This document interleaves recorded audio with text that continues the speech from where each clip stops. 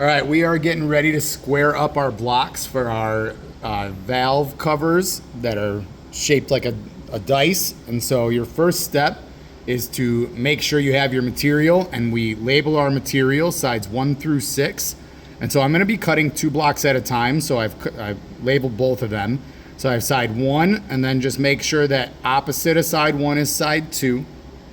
And then side 3 and 4 are opposite of each other. But really important that you label sides 5 and 6 as the sides that are saw cut. You can see the difference between the mill finish that came from the factory and the saw cut that we made on our saw. So sides 5 and 6 should be the 2 saw cut sides.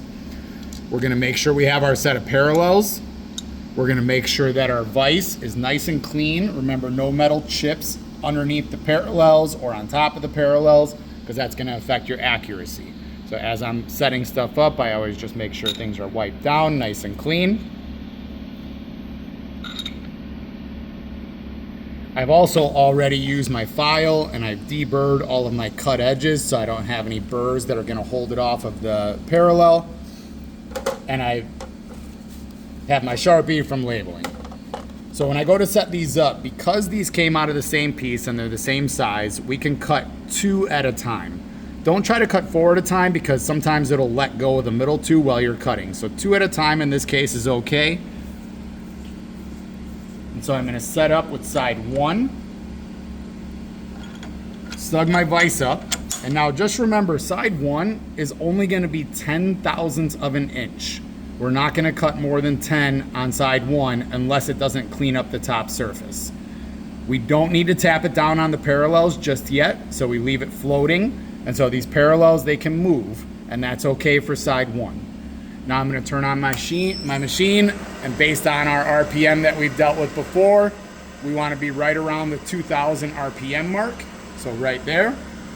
And then I can crank my X-axis over to get in position.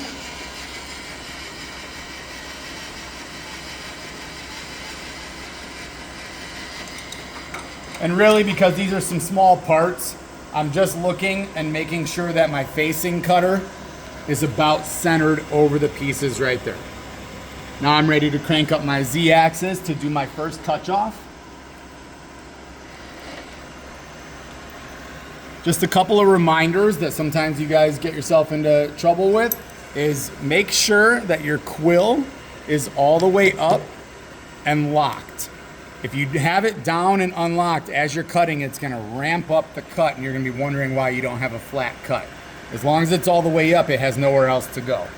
And so now I'm gonna touch off, nice and gentle. And just remember, I'm looking straight at the bottom of the cutter, and I just heard a little touch off, and if you come over and you can see that it just barely touched off on the surface right there. That's a nice and gentle touch off.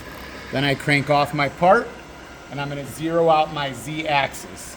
So I loosen up this locking collar, I rotate until my 0 is at the index line, and then I snug up the collar. And when I say snug, it's 2-finger tight. Okay, we don't wanna crank down on this because they get very difficult to loosen. So now I'm zeroed out, and then I'm gonna crank the Z-axis hand wheel until I'm taking a 10 thousandths cut.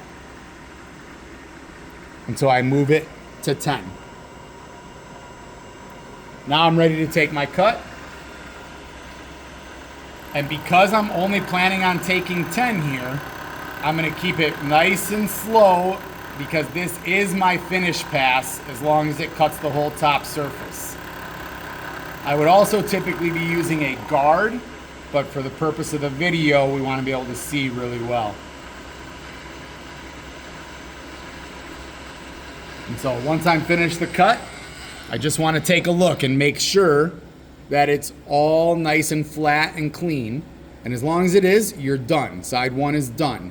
If there's still a low spot or something, you may need to come back and take a couple more thousandths, but side 1 for right now is all done. I'm gonna take it out of the machine.